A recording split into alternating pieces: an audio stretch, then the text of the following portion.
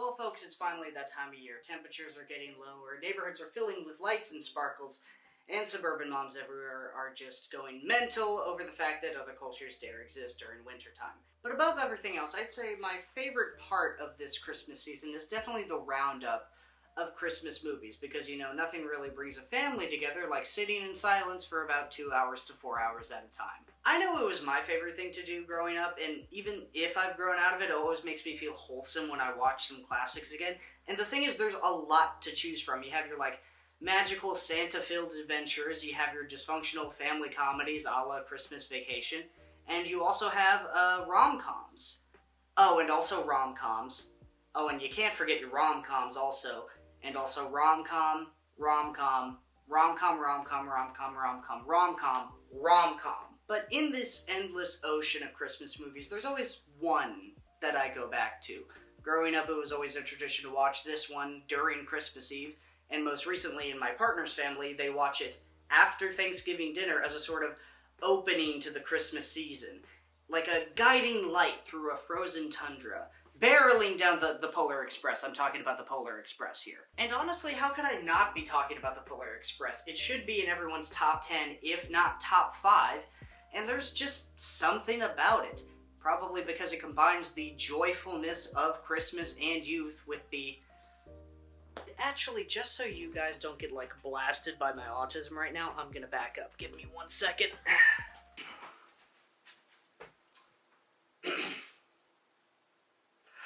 Trains! It's so unlike any other Christmas movie I've seen other than, Disney's A Christmas Carol. Probably because they were both directed by the same person, Robert Zemeckis, who, let's be honest, took a big swing with Polar Express, it being, a fully animated motion capture feature film. And then afterwards kind of became obsessed with it, with his next, 2 movies coming out being those exact type. And you might be saying, well, hey, that's only 3 movies. True. But Hollywood-level studio movies that take years to make, near identical in roller coaster terms of madness, yeah, I kind of consider that a bit of an obsession, when it's 3 straight and you've been in the director game that long. I also just want to mention that the, third of those motion capture movies that he did is an adaptation of Beowulf, and it is absolutely insane. It has, Angelina Jolie being, a half-naked dragon chick. It's a whole thing. I think it's fair to say Polar Express is the best, which is crazy considering it was the first, major American film of its kind. Another hurdle for sure is adapting the source material, because the book, illustrated and written by Chris Van Allsburg, wonderfully I might add, is very short. Short as in I was writing this and I read the whole book in less than 10 minutes. I mean, hey, it's a book for children, but you're making a full-on feature film here, so what is Robert Zemeckis and company supposed to do to fill in the gaps? Apparently, the answer is pure nonsense and adrenaline. I truly believe Zemeckis thought he was making, a theme park attraction at first, and then halfway through he was told, no, this is just a movie, and then had to scramble, but I'm getting ahead of myself. So off in the far-off land of Grand Rapids, Michigan, we meet Hero Boy, and yes, that is his credited name, played by Junie from Spy Kids and also Josh Hutcherson. Look at this movie making stars. So Hero Boy is getting to that age where he doesn't really believe in Santa anymore, and he's kind of just bringing the vibe down for everybody, until Christmas Eve when a train shows up in the middle of the street with an offer to take him to the North Pole to meet Santa. There he meets the absolute GOAT, played by Tom Hanks, which, by the way, he plays half, if not all of the cast, so I'm just going to give a quick list on who he does play right about here. Wow, that was longer and or shorter than I thought. And now that we're on the train, we get to meet our Harry Potter-esque trio of heroes, comprised of the main guy, the smart girl, and the poor one, along with a loudmouth know-it-all who you really want to kind of hit in the face, and the other kids, who you really don't have to care about at all. But also, we do have one kid who's in the background, our Neville Longbottom, if you will, who only kind of comes in later near the end, but ooh, does it hit different. Again, I'm getting ahead of myself. And I'm not gonna lie, this part of the movie doesn't really have to happen. It's a very clear attempt to pad the runtime, but it does lay groundwork for amazing visuals, the catchiest song about hot chocolate possibly ever made, if there's even a second one. And it shows a very important lesson that you should probably just stay out of a black woman's business. I mean, seriously, dude, you just had to wait 2 minutes. You know, white boy do what white boy do. And honestly, without it, we wouldn't get to meet the most, let's say, unique addition to the story with the King of the North Pole, Hobo Ghost, Manifestation of Doubt, possible dark future, I don't know. He's not really explained.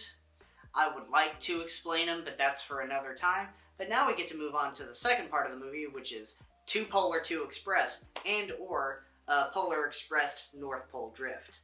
This is what I mean by roller coaster madness, and where the title character finally gets some shine to him. Starting with, you know, a ski race into a hell tunnel paused by Caribou, and once again this idiot questioning this queen, and finally kicking it back up with an actual honest-to-God roller coaster section. Again, where is this ride at Universal Studios? And seriously, who designed this track? They do this trip every single year. The maintenance must be absolutely insane. But anyway, and of course this wouldn't be complete without the train, you know, drifting over a frozen lake.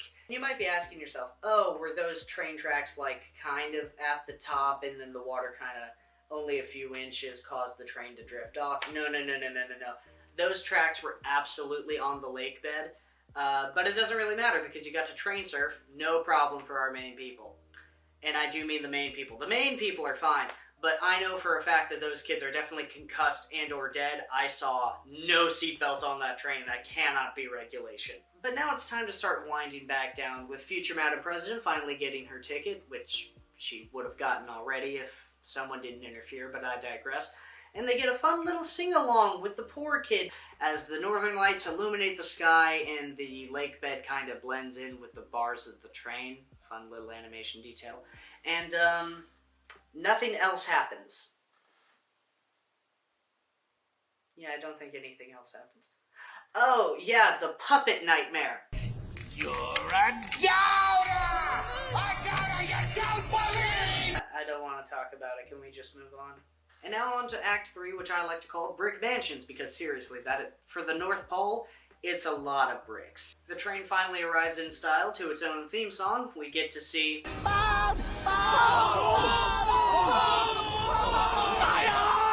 And also, I'm gonna get real close for this, okay? Real close, look. Quite possibly the greatest single line read in cinematic history. Roll the clip. Look! Elves! It's so good! So the field trip section begins, and to raise the stakes, it's revealed that the first gift of Christmas is actually going to be given to one of the kids here. And despite literally everything that has happened, young PETA here still isn't really buying it. And also, again, because runtime, the poors are kind of being a bit of a drag, which leads to yet another roller coaster section and a misadventure. But this time, only the caboose of the train. So it goes off the rails and crashes with no actual damage either to the caboose nor the internal organs of its passengers, and then they get to explore a definitely not haunted and definitely not abandoned North Pole, complete with eerie music, a retro steampunk lost civilization type feel, and a sudden appearance by not Joe Pesci, but like most likely Joe Pesci. And there's also this small scene that I like to call weirdly and oddly reminds me of the Star Wars prequel trilogy. I don't know what it is exactly, from like the light speed tube system that they take to move around, the blending of like 3D and live action imagery, and also like the whole conveyor belt action scene set inside a factory. Just screams episode 2 to me. And also, who can forget the identical soldiers who just arrive in an airship? Episode 2.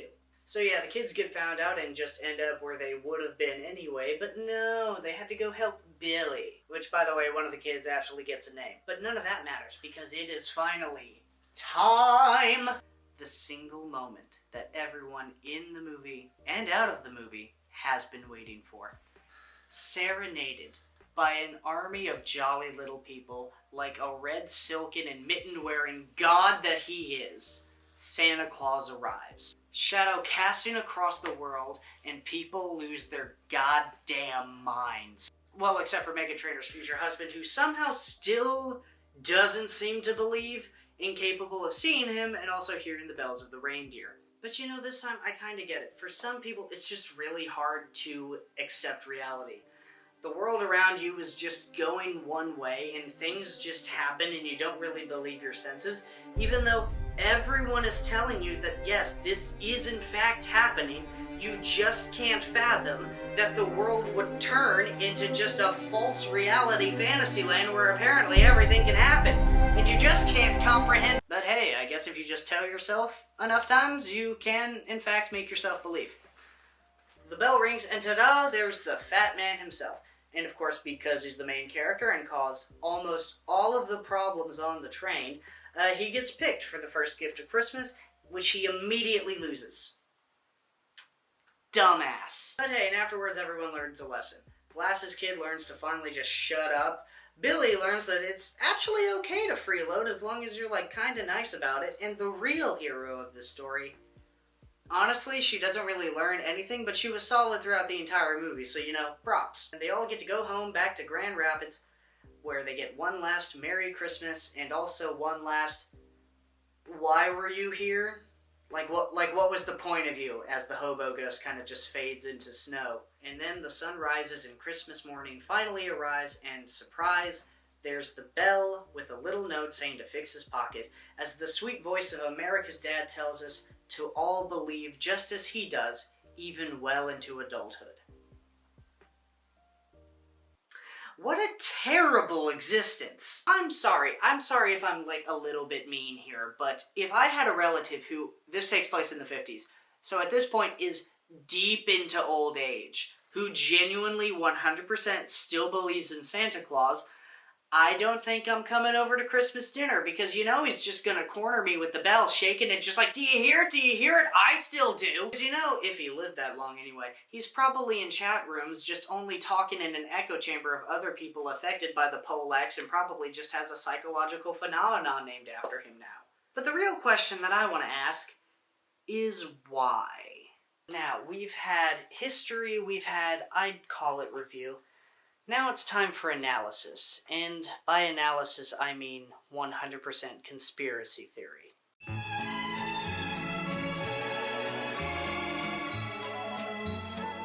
My theory is fairly simple. You see, Santa Claus, like all deities, is connected to belief, but he's special in the case that he is both tangible and connected to a holiday. A holiday that has been connected to, if not taken over, by industry. So, you know, seeing the writing on the wall with the Industrial Revolution and its hellish consequences, especially on children, old St. Nick decided, you know, I'm not just gonna live off this belief, I'm gonna have to manufacture it myself. See, why wait for countless children to just eventually stop believing in you, each generation with less belief and less hope than the last, when you could just, every year, grab a handful of those little kids and just give them 100% undeniable proof that yes, you in fact are real, and they will believe it till the day they die. All the while using possibly the only good thing the Industrial Revolution has ever come up with. Trains! Because yeah, sure, belief was Hero Boy's lesson. Everyone else got their own lesson, probably. But they all also went to the North Pole, they all also met Santa and know he's real, and not to mention, they're all presumably from the same area. Yeah, they could like knock it off and cast it aside as like, oh, it was just a dream or whatever, but you're telling me all those kids just had a shared dream? That can't be true. Right? Right? Not to mention, technology-wise, like, the North Pole stopped at, like, the 1910s at most. Santa knew that's probably as far as we should have gotten when it comes to technology. He also believed in recycling. Santa may or may not be real, but climate change definitely is. Call your congressman. Which now leaves to the sweaty, coffee-drinking elephant in the room, which is... Oh god, okay. The hobo ghost guy. Let's try to get through this. So I've actually done a little bit of research on this, and there's like a lot of theories, but it can't really be explained. Most everybody does agree that the ghost's purpose is to, sow doubt and test the boy's belief while also showing him, like, the true meaning of Christmas. It's not really about Santa or the snow or the fun or anything. It's about being charitable and helping out in any way you can, which he does do to young FNAF security guard, but in his own, like, weird, kooky way. And there is the bit on the, like, swirly mountain where they talk about angels, so there's a hint that it's a literal angel. Don't know why it's a homeless man, but hey, whatever. And theories kind of get wilder as they go on. Some people think it's, like, the spirit of the train itself. Others think it's a physical manifestation of the boy's doubt given, like, a tangible and very frightening form. Don't know why the scariest thing the boy could possibly think of is a homeless person, but alright. He's a kid and it's the 50s. I want to cut him some slack, but come on, man. Some even speculate that it's like a dark omen of the boy's future if he, like, doesn't believe in Santa Claus and lets, like, doubt run his life. Again, kinda odd that the worst case scenario is a homeless man. I mean, seriously, what is the deal with this kid? Hashtag cancel Hero Boy. Racist and classist. But in doing research for this, and this is on YouTube so you can look it up, there is a deleted scene that doesn't flat out explain him, but it heavily hints.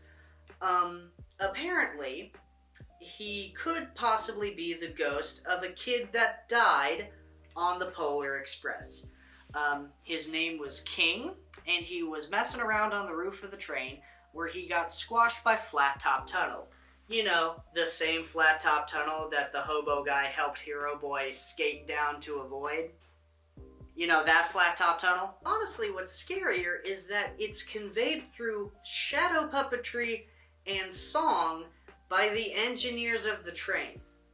I watched that video at 1 in the morning and I was haunted for at least 2 days. Grimly enough, the reason it was a deleted scene is that they were gonna put it in, but one of the actors, who I believe played one of the engineers, passed away while the sequence was being worked on, so they kind of shelved it for a bit. But they realized that if they cut the scene entirely, the movie just kind of flowed better. So it's like an odd, grim silver lining. Bring up that fun factor in your next family movie night. But anyhow, it was a deleted scene, so that's definitely not canon. And to be honest, if you ask me, it's probably just a mix of all of them. Not the dead kid one, but the other ones for sure. I'd definitely say like a force or a spirit that's meant to help travelers on their way and like understand the true meaning of Christmas. Where he comes from, I don't think it really matters, whether it comes from just like the afterlife, the divine realm, or just straight up magic. I doubt it has anything to do with like North Pole Santa magic, because that ghost has like some beef with Santa. Like, I really don't think that hobo ghost likes him at all. And I think that's kind of the point, that it's not explained, because it's magic. Like the train itself, it's a magic train. Like, sure, it's a train and you can like find specs or whatever, but that's not the point of it. Like, the train drifts on ice. It goes over a swirling mountain at just like a radius that I don't think is physically possible. And it stops faster than any train that I have ever seen in real life. And then immediately just picks back up like nothing happened. And arrives on time, just 5 minutes away, no matter where it is. But the Polar Express made those kids and us feel something. It made us believe in something real. Unlike Santa, that bearded fool didn't get you to the North Pole. The train did. And remember, they were adapting a kid's book that only had like 10 pages of readable material. That runtime could have gone elsewhere, and it didn't go to the man in the red suit. Because in my opinion, Santa has enough movies. Possibly too much. I think it's about time that you let someone, or something, else tell you what Christmas can be. Because based on this, something else can definitely do it. Which brings me to my final question. What's the title character's name again? All aboard and happy holidays, everybody.